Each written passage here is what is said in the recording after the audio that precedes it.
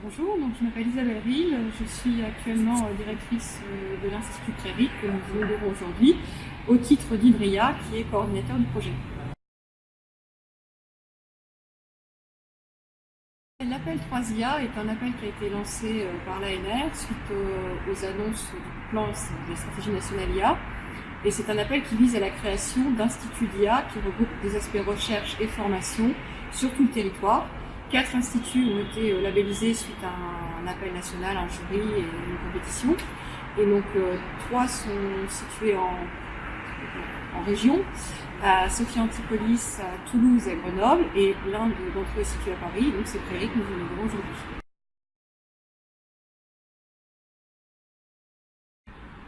Donc Prairie s'est conformé comme les autres à l'appel 3IA, donc on a quand même tous un fond commun de structure.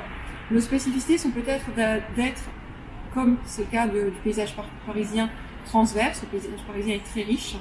Donc c'est un institut qui regroupe plusieurs établissements publics partenaires, l'Université de Paris, PSL, l'Institut Pasteur, et puis 2 organismes, le CNRS et INRIA. Donc il est assez transverse dans ce sens-là.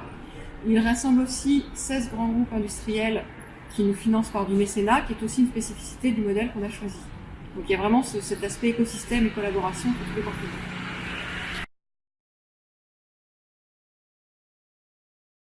Le cap, c'est d'implémenter ce qu'on a mis. Il y a beaucoup de choses à mettre en place. Comme on l'a déjà répété plusieurs fois, le but n'est vraiment pas de créer de nouvelles choses.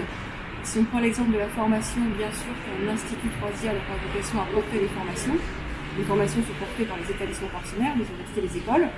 Par contre, le fait d'avoir un institut visible avec un chapeau commun va permettre à la fois de développer des programmes d'attractivité. L'ensemble des chaires qui vous ont été présentées, donc les 45 chaires qui sont dans Prairie, se sont engagés à enseigner.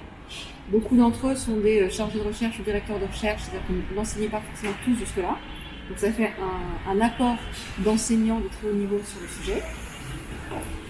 On va développer d'autres programmes avec les partenaires. Donc là, les points, si j'en reviens à votre question pour l'instant, sont de lancer les chaires, de lancer les sujets de recherche qui ont été proposés pour ces 45 titulaires, et puis de mettre en place l'ensemble des programmes qui ont été définis sur la formation, sur les collaborations, sur l'ensemble des sujets qu'on aborde. On a déjà abordé plusieurs fois dans les discussions ce matin lors de l'inauguration les aspects qui nous intéressent comme la diversité, la place des femmes. Donc quand je dis 45 chaires, en fait on a 36 chaires des seniors, des chercheurs qui ont soutenu leur thèse depuis longtemps, qui vont développer une équipe. On a fait un programme pour les jeunes chercheurs.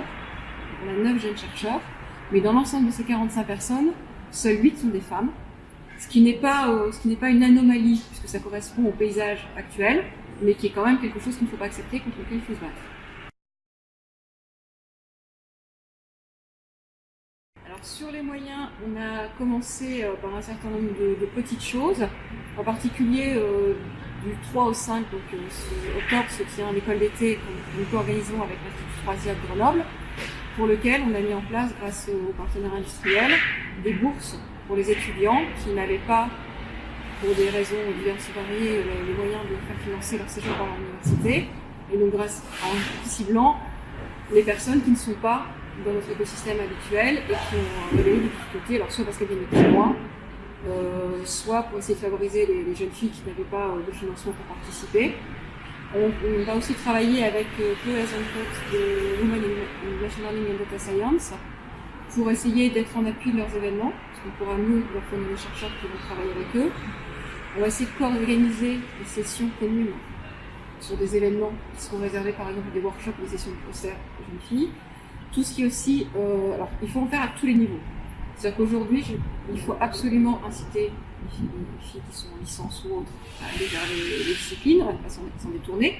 Par contre, il faut aussi agir beaucoup plus en amont. Il faut absolument qu'on discute avec un certain nombre de partenaires, en particulier les académies, les enseignants, les lycées, sur la manière dont on peut intervenir chez eux pour essayer d'inciter les filles à avoir une image plus ouverte, plus réjouissante, mais en plus plus réelle du métier. Parce qu'aujourd'hui, si vous êtes informaticien, mathématicien, si vous faites de l'informatique, de l'intelligence artificielle en particulier, vous touchez à tous les domaines d'application. On a parlé de santé, de transport, d'environnement, il n'y a plus aucun domaine qui est fait.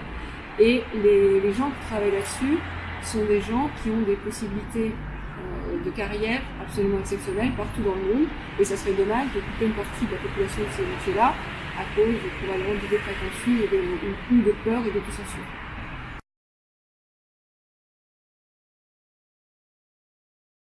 Je suis professeur des universités, effectivement, à Lille. Et alors, par contre, ma discipline d'origine n'est pas du tout l'intelligence artificielle. Je m'occupais de méthodes formelles pour la sécurité des petits objets, c'est code mobile, carte plus RFID.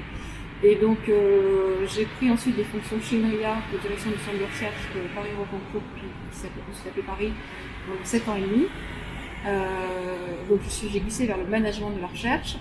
Et donc, ce sont des métiers vers lesquels on perd en verticalité, c'est-à-dire qu'on est beaucoup moins spécialiste d'un domaine, mais par contre, on gagne en horizontalité puisqu'on a l'occasion d'être au contact des meilleurs chercheurs de très nombreux sujets, et en particulier d'IA qui nous occupe aujourd'hui. Mais malheureusement, pour moi, je ne suis pas chercheur en IA.